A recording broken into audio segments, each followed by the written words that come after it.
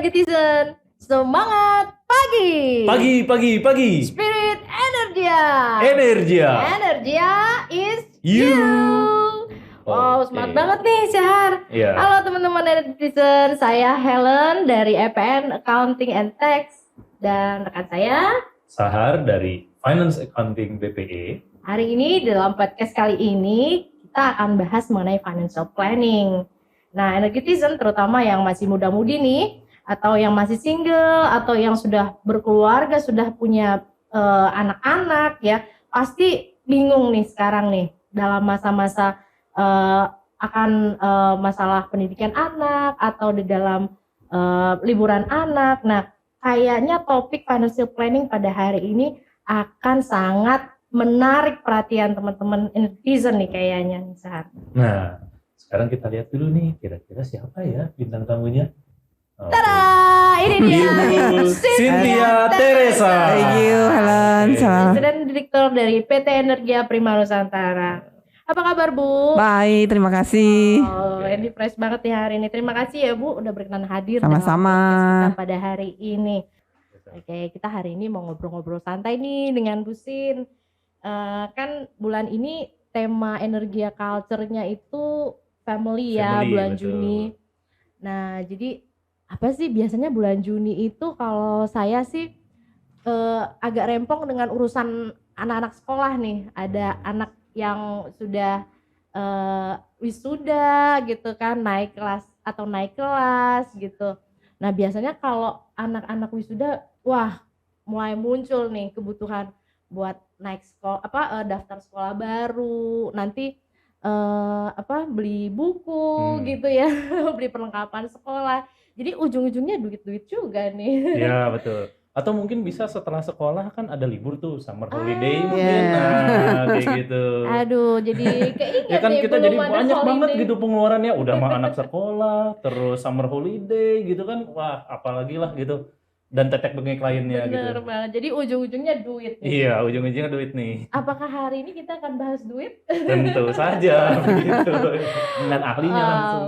Oke, jadi ya, mungkin kita hari ini akan bahas tentang financial planning dan kita bersukacita sekali nih ya hari ini pakar finance di PAMA, di EPN ini udah hadir tengah kita. Jadi semoga memberikan insight buat kita semua ya. Iya, betul. Oke, Bu Sit, Yes. kelihatannya fresh banget nih. Boleh tahu Terima nggak, Bu, kasih. sebelumnya?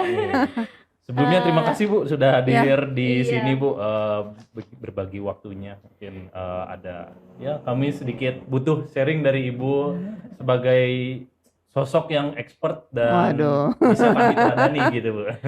Tapi tunggu Syahar, sebelum Oke. kita masuk ke main course-nya, kita mau tahu dulu nih. Bu Sin lagi sibuk apa nih Bu kira-kira? Dalam kerjaan atau apa? Ya dalam kesehariannya gitu. Oh, Apalagi seneng olahraga gitu, makanya mukanya fresh banget. Nggak ada yang tahu kan Bu Sin seneng olahraga apa gitu. Ya. Boleh cerita dulu Bu. ya kebetulan mulai bulan lalu ya atau bulan ini ya ada di PAMA ada bootcamp. Jadi benar-benar saya ikutin program itu. Itu benar-benar ada PT yang mengarahin kita ya bagaimana untuk olahraga yang benar. Jadi itu benar-benar seru sih. Jadi kita benar-benar pola makan juga diatur. Jadi ada kita bisa konsultasi lah untuk masalah pola makan, olahraga, bagaimana kita olahraga yang benar. Itu benar-benar 1 jam itu benar-benar terkuras habis lah energinya. Dan rasanya kalau kita udah mengikuti itu fresh banget gitu loh.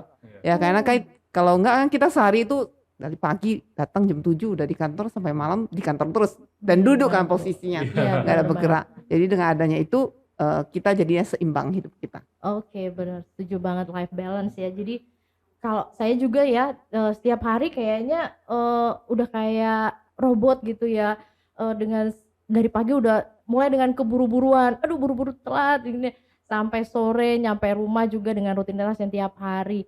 Dengan olahraga ternyata bisa lebih rilis ya Bu ya, Betul. jadi stresnya juga lebih termaintain dan kesehatan itu investasi loh. Wah, saya jelas rasa. itu. Benar. Kunci dengan produktivitas kita gitu kan, Nah. semakin sehat, semakin produktif, semakin banyak kontribusi. Iya, Benar. setuju. Gitu. Jadi lebih produktif, lebih banyak menghasilkan Betul. gitu ya.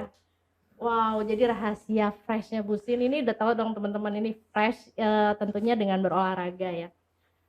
Oke Bu, sebelumnya boleh cerita sedikit Bu tentang career path-nya Bu Sin gitu. Sebenarnya Ibu mulai berkarir itu dari mana sih? Oke. Dengar-dengar pernah jadi auditor Bu ya? Bener. Oh iya, boleh Jadi cerita sedikit Bu? saya lulus dari Trisakti di akuntansi. Kemudian saya masuk di kantor akuntan sekitar 5 tahun lah. Terus akhirnya saya dapat kerjaan di audit ya. Terus saya dapat kerjaan di Surabaya. Saya pindah ke Surabaya, at least 2,5 tahun. Akhirnya saya balik lagi ke Jakarta. Balik Jakarta, diterima di Astra. Saya di Astra mungkin di head office ya, di accounting, sama Helen juga ya. Iya. Ya. Saya finance Oh, juga, finance Bu. ya? Iya Bu. Ya, 5 tahun di sana. Terus Tapi chiefnya sama Bu Indri dulu Bu. ya Bu Indri, Bu Regina, Pak David, ya. Iya, Bu. Terus akhirnya setelah itu saya pindah ke Pama. Ya Pama sampai sekarang lah. Oh Nah. iya. Kurang lebih udah berapa tahun Bu? berarti? Saya masuk Astra tahun 99. Jadi udah 24 tahun ya. Iya. Udah nggak laku di mana-mana ya terus saya. Wah, bukan nggak laku Bu, ketinggian saya Bu. Bener, Justru Bu. tingkat maturity-nya udah wah luar biasa Aduh. gitu. Itu yang perlu kita banyak lah gitu belajar dari Bu Sin. Jadi rahasia mata elangnya Bu Sin itu dari auditor. Oh, pantesan. Jadi kalau ngelihat kontrak atau apa gitu yang ada typo-typo, coret-coret dari Ya, bener ya. sering ya saya koreksi ya. Iya, jadi mata elangnya tuh banyak terdidik. Nah, kalau boleh tahu Bu, ini yang paling memorable, paling berkesan itu selama bekerja itu di mana Bu? Saya paling berkesan itu kerja di Pama ya. Ya karena kita diberi kesempatan untuk belajar banyak ya. Kita banyak terlibat dalam operasional, dalam corporate action, mau merger, mau akuisisi. Sehingga knowledge kita itu sangat banyak ya. Tidak hanya saya startnya itu dari accounting dari awal. Betul. Sekarang udah terlibat di finance segala macam. Jadi diberi kepercayaan juga di EPN. Jadi maksud saya kesempatan untuk berkarir di Pama itu luar biasa lah. Yes. Asal kita mau atau enggak aja ya. Iya.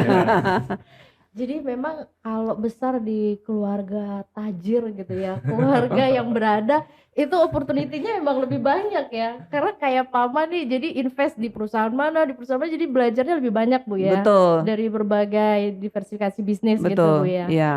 Wow. Dan ini kayaknya jarang-jarang Bu ya, ada presiden direktur yang asalnya dari finance, bener nggak Bu? Kecuali Ada kalau juga untuk lah. perusahaan-perusahaan yang memang backgroundnya finance, misalnya kayak Financing. insurance Iya, ya, gitu. atau maksudnya di Astra gitu kan, insurance biasanya banyak lah presidirnya yang backgroundnya dari FA gitu Bu. Mhm. Tapi untuk kayak perusahaan kayak EPN yang mungkin main bisnisnya sangat maskulin gitu ya. Betul. Kebanyakan Ini laki semua nih. engineering gitu, jual Iya. jasa engineering, presiden direkturnya dari wanita Iya. gitu, Ya, dan dari finance. Itu gimana Bu menurut Ibu? ya memang dari awal kita waktu masuk Pama itu kan perempuan itu sedikit sekali ya. Iya. Ya terutama akhirnya kan lama-lama kita diversifikasi akhirnya banyak ya, dan juga kesempatan untuk belajar di kita itu besar. Saya juga nggak bekerja sendiri, dan tim yang support saya juga bagus sekali, ada dari technical, engineering, sehingga kita kerja itu by satu tim lah gitu. Oke, sip. Jadi Kuncinya itu jadi ketika Pama dengan potensi besarnya, intinya kita punya privilege ke situ, ditambah potensi dan support system yang bagus dari tim Iya, engineering betul. dan yang lain, kita bisa dapat capaian maksimum Bu. Oke. Iya. Kurang lebih seperti itu ya Bu ya. Iya, Nah, betul. Oke. Feeling Ibu nih Bu, Yes. apa Ibu bakalan sampai pensiun di EPN atau gimana nih Bu? Saya mah tergantung disuruh kemana ya saya ikut aja kan. Jadi belum dapat kisi-kisi deh. Oke. Wow, ini opening aja udah seru Udah ini ya. panjang banget gitu. perbincangan kita. Ya, Oke. oke, kita boleh masuk ya ke tema kita Main topik. hari ini di financial planning. Dan di-relate juga dengan tema bulan ini, bulan keluarga. Nah, saya ingat dulu Bu, jadi waktu di Pama, di FA Yes. Pama, Bu Sin masih GM di FA gitu kan. Ya. Waktu bonus-bonusan ada apa P5M, Morning Insight, Bu Sin selalu pesen habis bonusan tolong uang bonusnya itu dipakai dengan bijaksana ya. Ya, Jangan dihabiskan untuk lifestyle doang dengan beli betul. handphone dan sebagainya. Pakai sebijak mungkin. Udah bener-bener kayak orang tua lagi nasihatin anak-anaknya Ingat yang baru aja. dikasih angpau atau baru dikasih saweran, no tabung gitu. Boleh cerita gak Bu, itu kenapa sih Ibu selalu pesan gitu ke karyawan Bu? Ya, intinya kan saya melihat kondisi masyarakat Indonesia ya. Kalau Indonesia itu kan boleh dibilang konsumsi itu tinggi, ya. Dan saya melihat rekan-rekan atau dari saudara atau dari keponakan itu kan kelihatan lah. Kalau dulu kan kita hemat sekali nih, dan opportunity untuk godaannya itu nggak sebesar sekarang ini. Kalau sekarang ini kan godaan kita lihat HP aja udah langsung GoSend, GoFood, ya kan, Iya, Tokped, betul. Shopee. Iya. Godaannya kan Marketplace-nya. marketplace-nya itu luar biasa gitu. Kalau kita dulu mau beli sesuatu tuh harus ke supermarket atau ke toko kan. Nah itu kan Betul. cukup usaha dan mungkin kita nggak jadi beli. Kalau Iya. sekarang godaan, belum lagi temen Iya. nggak mau kalah segala macam. Jadi saya selalu ingetin nih supaya uang yang ada itu disimpan, jangan tergoda untuk hal-hal yang tidak produktif gitu. Jadi supaya ya selalu ya saya ingetin ya. Iya benar Bu. Itu saya ingat banget. Ke 5M kalau sekarang di Morning Insight ya. Abis bonusan memang itu selalu pesan dari Bu Siti ya. Nah, jadi kalau berarti Ibu sebenarnya dari kecil atau dari masih anak-anak sebenarnya ada nggak sih Bu nilai-nilai pengelolaan keuangan ya, yang mungkin khususnya pengelolaan keuangan yang sudah ditanamkan dari orang tua Ibu nih gitu, yang kayaknya masih ke bawah-bawah sampai Ibu berkeluarga sekarang, ada nggak Bu? Ya intinya saya bukan dari keluarga berada ya. Intinya Oke. ya saya orang tua dulu buka toko kelontong ya. Jual satu barang itu mungkin untungnya cuma 100. Oke. Ya, jual gula pasir sekilo itu cuma 100 segala macam. Ini otomatis kita dari kecil itu sudah dilatih untuk berhemat lah. Betul. Jadi itu mungkin ya kebawa dalam kehidupan saya sampai sekarang ini ya. Jadi at least kalau kita mau konsumsi ya memang perlu aja sih. Jadi memang dengan penghasilan sekarang ya saya juga nggak jojoran masih gimana ya, memang perlu aja gitu. Ya itu mungkin di bawah alam sadar udah kebawa seperti itu sih. Oke. Jadi meskipun sekarang sudah bisa dibilang berkecukupan, tapi nggak jadi Iya. ini ya jor-joran. Iya, kadang beli sesuatu masih mikir-mikir. Iya. Sampai suami bilang, dengan gaji kamu itu berapa persen sih? Oh iya juga ya. Iya. Kalau kalau Paris kan bilangnya ini memang dibutuhkan sekarang nggak gitu. Betul. Sangat urgent nggak gitu. Betul. Kadang-kadang kita ya jangan beli dulu, mikir-mikir dulu kan. Taruh di keranjang dulu ya. Iya, benar. Mikir-mikir dulu. Sampai keranjangnya nyumpuk ada 50 item gitu nanti ya, pasti tapi ada kita yang beli. mikir-mikir gitu kan. Betul. Aduh, jadi malu nih. Gratis ongkir nih. Nunggu double date supaya dapat cashback. Atau tanggal cantik kan. Oke, kalau Syahar gimana nih? Ya, yang milenial ini gimana nih? Kalau saya sih biasanya gini, setuju sama prinsip Ibu. Kalau membatasi konsumtif itu, saya biasanya dengan gini, misalnya, aduh lapar mata nih ngelihat ada sepatu bagus nih, tapi sebenarnya sepatu di rumah misalnya udah selusin gitu kan. Iya. Nah saya tahan dulu nih, 3 bulan saya sering ke mall misalnya, ternyata saya nggak pengen. Nah itu sendiri yang jadi bikin saya buat nggak konsumtif gitu. Salah satu cara lainnya yang Ibu contohin kan tadi, taruh aja dulu di keranjang nggak apa-apa, tapi ya kita tahan dulu, ternyata nggak butuh, ntar juga kehapus, kita juga lupa. Gitu. Jadi nggak terjerumus ke impulsif shopping gitu Impulsif, ya. Betul. Cuman lapar mata, setuju gitu. Tapi kalau Syahar sendiri ada nggak nilai-nilai itu tadi yang dari kecil udah ditanamin orang tuanya, ke bawah-bawah nih sampai gede gitu, sampai berumah tangga, punya anak, dan kayaknya aku harus turunin juga nih ke anak-anak aku, perilaku apa sih yang harus dipunyai tiap orang gitu untuk mengelola keuangannya. Kalau saya sih lebih ke membuat skala prioritas dulu dari orang tua itu. Misalnya ada kebutuhan primer yang wajib untuk dipenuhi, itu saya penuhin dulu. Ataupun misalnya gini, kuncinya jangan mentingin gengsi dulu. Kadang orang misalnya gini, untuk membeli suatu barang, orang lebih mementingkan value atau misalnya brand itunya dulu. Iya, ikut temen Iya, ya. ikut-ikut teman. Wah, Sama keren, kalah keren, nih. gini. Padahal sebenarnya saya lebih butuh fungsi. Misalnya Iya. nih, saya pengen, anak muda, saya pengen motor Aerox nih, yang pantas gitu ya. Tapi udah sebenarnya mas saya yang penting nyampe kantor. Iya, Ya udah saya betul. beli yang murah aja, misalnya beli Mio atau beli misalnya Beat gitu. Yang penting secara substansi atau fungsinya dapet gitu. Oke. Benar Jadi tuh. prioritaskan fungsi daripada gengsi gitu. Betul.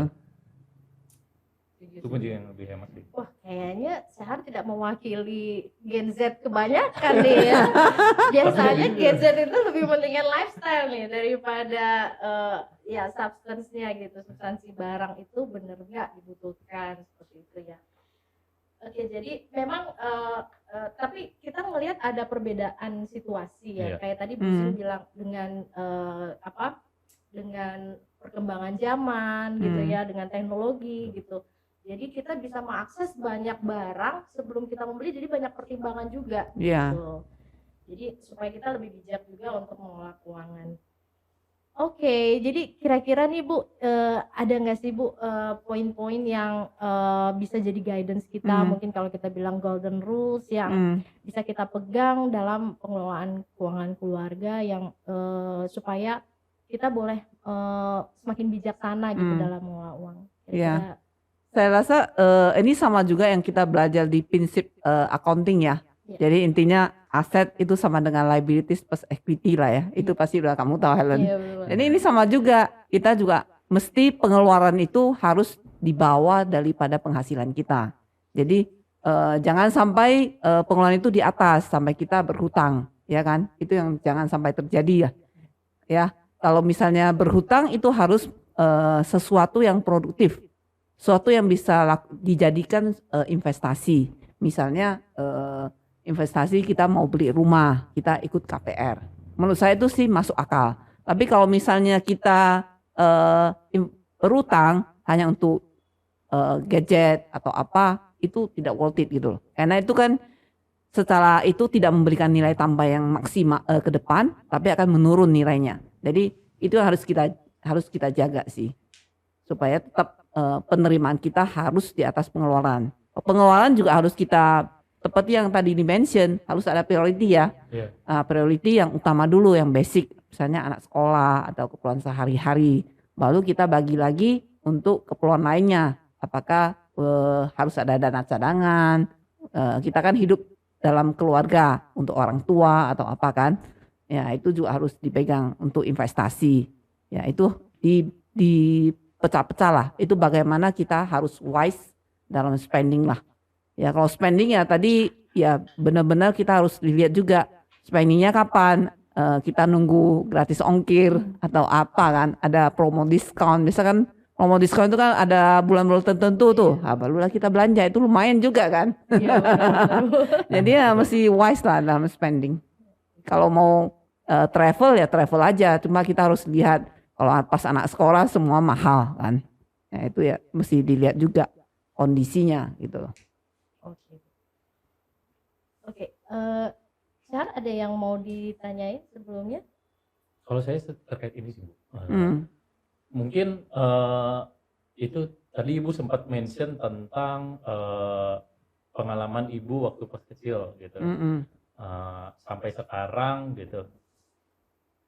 Diajarkan untuk berhemat. Sedangkan saya misalnya gini, secara prinsip sama Bu, diajarkan untuk berhemat. Tapi ketika saya tumbuh dewasa, pengeluaran yang saya keluarkan dengan penghasilan itu mungkin bisa dibilang marginnya tipis nih. Nah, saya jadi ngerasa kepikiran gini, apakah ada perbedaan antara generasi ibu atau generasi saya gitu, paradigmanya seperti ini, dengan sekarang biaya hidup yang lebih tinggi, terus pengeluaran pemasukan yang sebenarnya segitu-segitu aja gitu, orang jadinya lebih boros. Nah, karena lebih boros gitu, ya udahlah itu jadi mewajarkan. Sebenarnya paradigma sebesar seperti itu tuh ada nggak sih Bu? Misalnya kayak Misalnya apakah memang di generasi saya aja yang secara savingnya tipis dibandingkan generasi-generasi di atas saya, seperti generasi ibu ataupun generasi Mbak Helen gitu. Walaupun sebenarnya saya hemat, tapi sebenarnya ya saving saya tuh tipis-tipis aja gitu. Saya yang bingung tuh. Jadi kayaknya ini mah nasib generasi kali ya gitu. Nah, tipsnya gimana sih Bu biar seenggaknya saya savingnya banyak gitu. Ya memang pasti ada perbedaan lah. Kalau misalnya harga rumah aja kita lihat itu Iya. udah harganya udah berapa kan. Dulu Iya. rumah di mama saya itu cuma 90 juta. Sekarang udah per MM kan. Tapi ya sama aja, dulu gaji saya pertama kali kerja cuma 350.000. Sekarang gaji masuk aja udah di atas 5 juta. Jadi memang beda secara quantity, tapi menurut saya saving itu tetap bisa dilakukan gitu loh. Ya kan, tinggal bagaimana kita melakukan priority, dan juga ya memang yang tadi saya mention godaannya kan cukup besar ya. Sini sekarang ada beli kopi, beli apa, itu kan harganya lumayan. Kalau dulu kita nggak ada pilihan seperti itu, ya kan? Ya rasanya saving itu masih bisa kita lakukan. Ya tinggal kita tetap usaha aja sih. Jadi jangan terpatok sama percentage-nya ya. Yang penting mulai aja dulu. Betul. Mulai aja dulu dari kecil-kecil. Saya juga mulai investasi itu juga dari 100.000, dari 500.000. Itu 500.000 saya tabung di koperasi itu sejak masuk PAMA. Jadi tiap bulan dipotong otomatis 500.000 oleh koperasi gitu kan. Jadi suatu saat kalau ada emergency bisa kita gunakan seperti itu. Terus sekarang kalau nggak salah 500.000 juga sudah bisa beli reksadana. Betul. Iya. Nabung ya kan. Nabung, deposito, reksadana. Betul. Jadi sekarang sudah banyak banget jenis-jenis nabung gitu. Jadi nabung itu bukan jadi cuma sekedar nabung di bank aja gitu ya, atau di celengan kayak zaman kita dulu masih kecil. Tapi sudah bisa beranak cucu gitu tabungannya. Oke. Berarti instrumen investasi yang bisa kita ambil nih di keluarga selain tadi nabung kecil di koperasi atau reksadana itu jadi banyak ya Bu ya. Zaman sekarang fasilitasnya jadi nggak perlu lihat amount, tapi yang penting niatnya dulu. Ya kan kita bisa, pemerintah kan ada ORI, ada sukuk ya. Kalau nggak salah nilainya cuma 1 juta ya atau berapa? Iya, minimal 1 juta. 1 juta. Itu kan kita udah bisa anggap sebagai investasi. Itu kan ada 3 tahun, 5 tahun. Ya mulai nyicil aja sih. Lama-lama kan ini ya kan. Dengan rumah resiko yang udah paling rendah kan, termonitor. Ya bisa mulai KPR rumah kecil dulu. Ya memang belum sesuai dengan maksud rumah besar, tapi ya kita mulai aja dulu rumah kecil. Ya itu bisa dilakukan. Oke. Mungkin ini Bu, saya pernah dengar konsep mengenai frugal living. Nah, kan lagi trending nih Bu, pasca pandemi gitu orang jadi impulsif, lebih banyak belanja gitu. Nah, tapi ada konsep namanya frugal living. Nah, frugal living, betul. Living. Frugal living. Nah, pendapat Ibu terkait frugal living itu gimana sih Bu? Frugal living itu lebih ke kesadaran kita dalam pengeluaran ya, dalam spending. Sebenarnya ini sudah kita jalankan juga sih sehari-hari, cuma ada istilah baru lah. Ya kan, terminologi baru kan. Ya intinya sama aja. Intinya kalau kita adanya pengeluaran itu harus kita sadar pengelolaan itu perlu atau enggak lah, intinya kan. Sama yang seperti yang tadi kita bahas gitu loh. Dan mungkin kalau sekarang itu ya dengan kombinasi Gen Z yang pengennya enak-enakan gitu, santai gitu. Nah, frugal living ini juga kasih insight bahwa financial planning itu nggak melulu harus hemat sehematnya loh gitu. Kita masih bisa dengan hemat kita enjoy. Artinya kita kasih porsi sedikit lah buat entertain. Kita bisa kasih sedikit supaya bawa keluarga atau anak-anak jalan-jalan. Jadi nggak stres banget dengan sangat mengikat Betul. ikat pinggang sekali gitu Iya. sampai nggak bisa kemana-mana, jangan sampai kayak gitu. Jadi diajari supaya lebih menikmati aja, menikmati Betul. prosesnya. Dan rasanya kan Indonesia itu kan luas sekali ya dan indah ya. Jadi contohnya kalau jalan-jalan ya nggak usah jauh-jauh, kita yang dekat aja, trekking di Sentul atau ke Bogor. Itu dan keluarga itu cukup, menurut saya cukup nyaman ya. Nah itu udah kita dianggap rekreasi ya, udah dianggap wisata dalam keluarga. Itu bisa kita lakukan dengan gampang sih. Betul. Dan cost-nya itu juga rendah kan. Iya. Jadi menurut saya bukan frugal living itu ya lebih ke kita bisa tetap hemat, tapi kita juga harus memberikan apa ya, terima kasih atas diri kita sendiri lah Yes, ya. setuju, Bu. Ya bagaimana Betul. kita tetap wisata segala macam. Makan enak boleh, tapi sekali-sekali jangan keseringan. Itu aja sih. Karena di balik makan enak itu ada penyakit yang sudah menanti. Betul.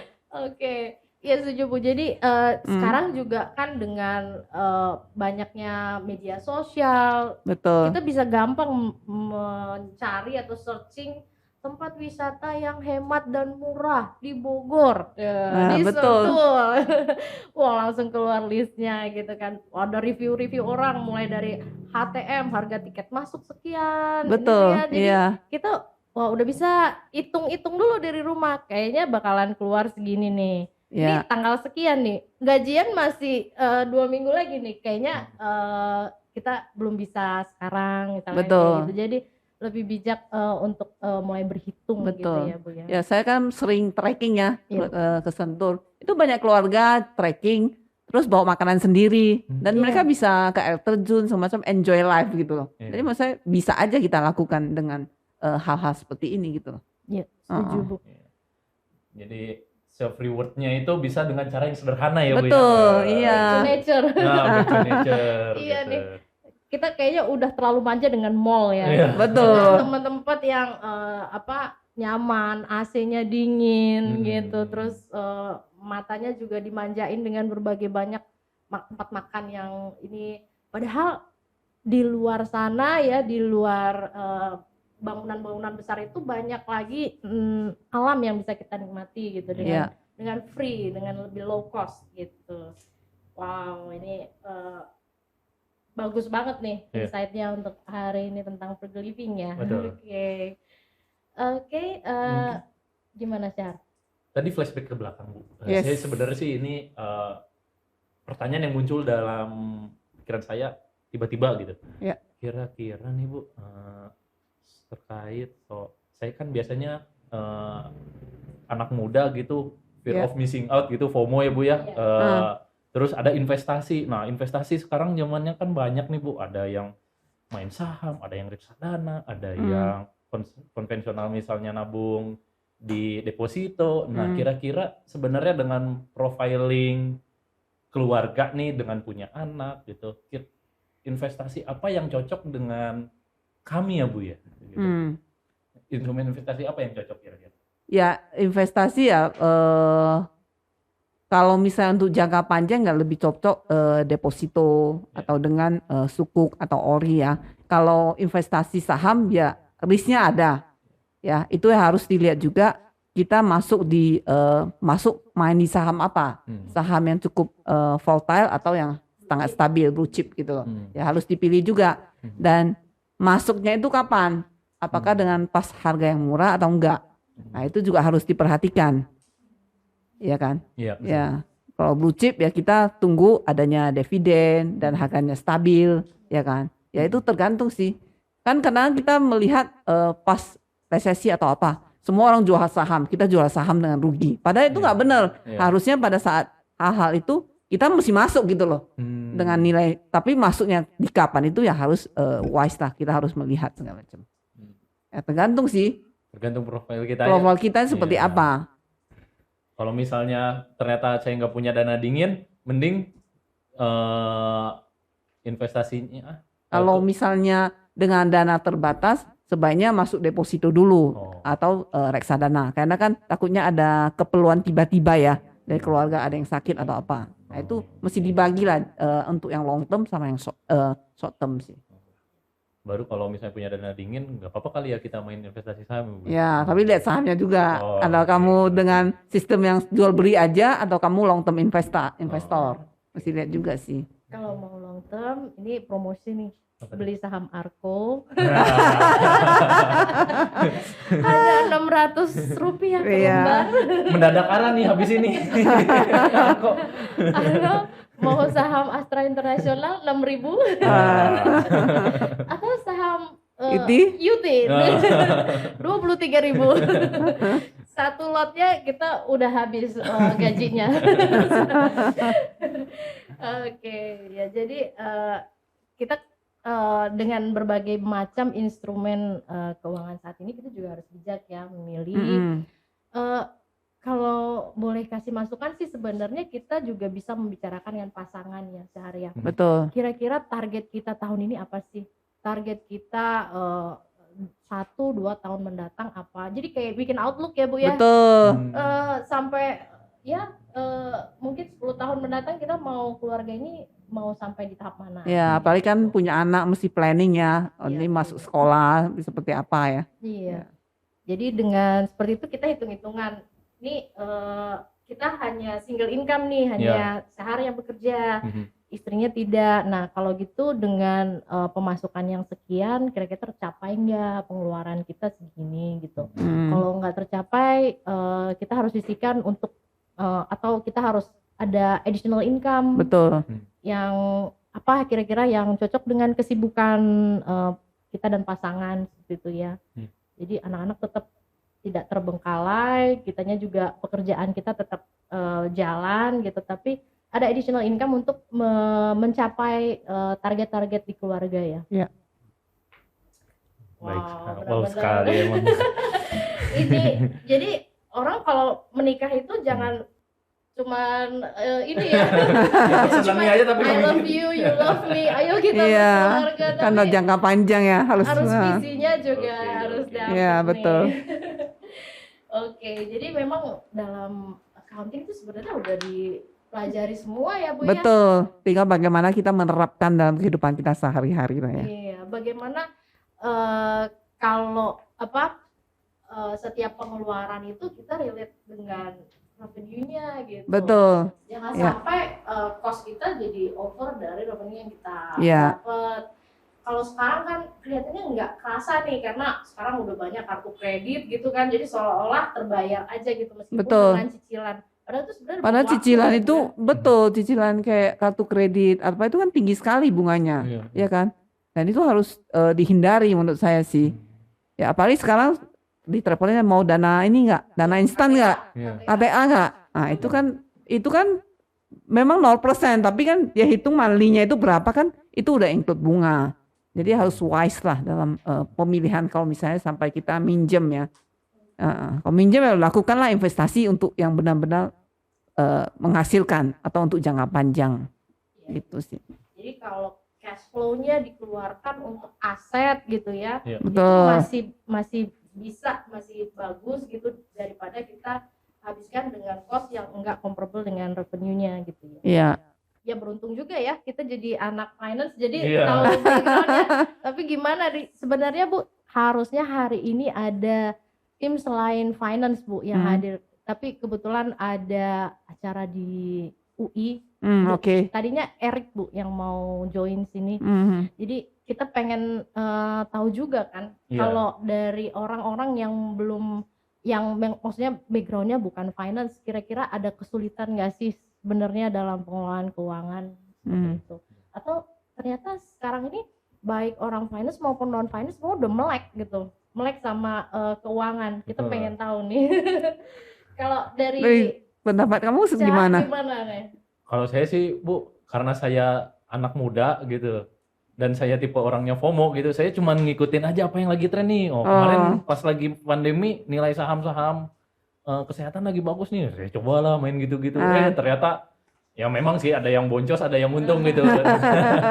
Tapi ya makanya saya perlu belajar dari para expert sini. Gitu. Iya, sama-sama belajar kita. Oke, iya jadi ya namanya orang belajar ada ongkosnya ya. Ya, Orang Betul. training juga ada biaya trainingnya. ya. Tapi kan setelah itu kita bisa lebih bijaksana dalam melakukan apa yang seharusnya seperti itu. Ya. Oke, Bu Sin, kira-kira ada pesan-pesan nggak nih Bu buat kita sebagai orang-orang muda yang masih merintis? Ya. Kalau menurut saya ya harus pikir anak muda, pasangan baru, ya harus memikirkan jangka panjang lah ya. Konsumtifnya itu kalau benar-benar seperlunya aja yang benar-benar kita perlukan. Kalau ada alternatif lain ya dicari gitu loh. Ya kalau misalnya mampu ya usahakan rumah udah mulai cicil. Kalau nggak kan sewa tiap bulan, tiap tahun bayar terus kan. Jadi mesti lihat secara jangka panjang sih. Itu. Wow, Energetizen, gimana nih diskusi kita pada sore hari ini? Nah, jadi menurut Energetizen ini apakah yang trik-trik yang sudah disampaikan dengan membuat prioritas, membuat target dalam keluarga itu cukup bisa dilakukan atau enggak nih? Kalau kita tadi kan sudah simpulkan ya, jadi sangat penting untuk membuat prioritas di dalam finansial keluarga, sehingga kita tahu atau bisa menakar setiap pengeluaran, dan jangan lupa untuk kasih persentage sedikit untuk bisa entertain atau merayakan ya apa yang sudah kita capai gitu. Kami mengucapkan terima kasih buat Bu Sama-sama. Cynthia atas waktunya. Terima kasih Thank Ibu. you ya. Wisdomnya, Thank you, experience-nya thank you. ini sangat bermanfaat buat kita semuanya. Dan para Energetizen, semoga bermanfaat juga untuk kita semuanya, dan terima kasih sudah meluangkan waktu untuk podcast Energia. Jangan lupa Like, comment, dan subscribe. Nah, Energia is Is you. you. Sampai ketemu di podcast berikutnya. Terima Thank kasih you. Mbak Thank Cynthia. you ya. Terima kasih. Energia. Energia. Energia.